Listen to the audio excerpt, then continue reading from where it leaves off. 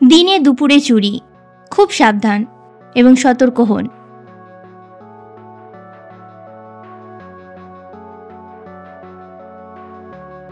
তারিখটা ছিল 29শে জুন 2025, সময় বিকেল 4:30।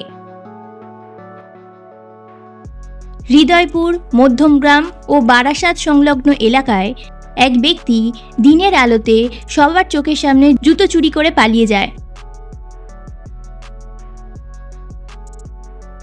জুতো চুরি হয়েছে এটা বড় বিষয় নয়, কিন্তু এই ধরনের ঘটনা দিনের বেলায় জনবহুল এলাকায় ঘটছে এটাই ভাববার বিষয়। এই ঘটনা আমাদের চোখে আঙুল দিয়ে দেখিয়ে দিচ্ছে যে সতর্কতার অভাব কতটা বিপজ্জনক হতে পারে। আমাদের কিছু সাধারণ অভ্যাসই সুযোগ করে দিচ্ছে এইসব মানুষদের। এই ঘটনা থেকে আমরা বেশ কয়েকটা জিনিস শিখতে পারলাম। সেটা হলো, যথাসম্ভব দরজা জানলা বন্ধ রাখুন। বাইরে কাউকে সন্দেহজনক দেখলে সঙ্গে সঙ্গে প্রতিবেশীদের জানান। সম্ভব হলে সিসিটিভি ক্যামেরা লাগান। মূল্যবান কিছু বাড়ির বাইরে না রাখাই ভালো।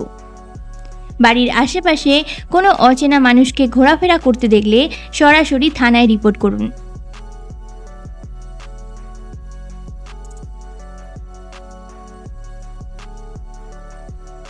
কিন্তু আমাদের নিরাপত্তা আমাদের হাতেই, সেজন্য সতর্ক থাকুন এবং দরজা জানলা যথাসম্ভব বন্ধ রাখুন। বাইরে কাউকে সন্দেহজনক দেখলে সঙ্গে সঙ্গে প্রতিবেশীদের জানানো। সম্ভব হলে সিসিটিভি ক্যামেরাকে ইউজ করা। মূল্যবান কিছু বাড়ির বাইরে না রাখা ও বাড়ির আশেপাশে কোনো অচেনা মানুষকে ঘোরাফেরা করতে দেখলে সরাসরি থানায় রিপোর্ট করা।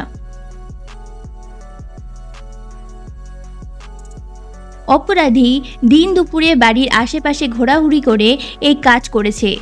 ভাবুন, আজ জুতো তো কাল আপনার মোবাইল অথবা পার্স বা আরও বড় কিছুও হতে পারত।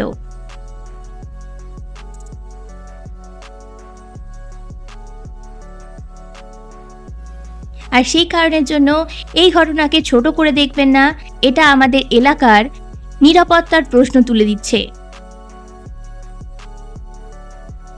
চুপ থাকলে অপরাধ আরও বাড়বে, কিন্তু সচেতন হলে তা কমবে। শেয়ার করে অন্যকেও সতর্ক করুন। শুধু নিজের নয়, গোটা পাড়ার নিরাপত্তার দায়িত্ব কিন্তু আমাদের সবাইয়ের।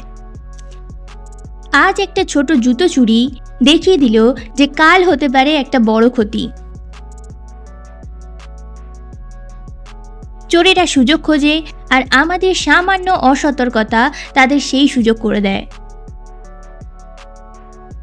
এই ঘটনা আমাদের চোখে আঙুল দিয়ে দেখিয়ে দিল যে দিন হোক বা রাত, নিরাপত্তা নিয়ে একটুও শিথিল হওয়া চলবে না।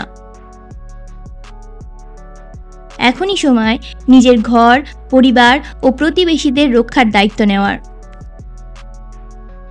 আশেপাশে নজর রাখুন, অপরিচিত কাউকে দেখলে সতর্ক হন, আর প্রয়োজনে সঙ্গে সঙ্গে পদক্ষেপ নিন।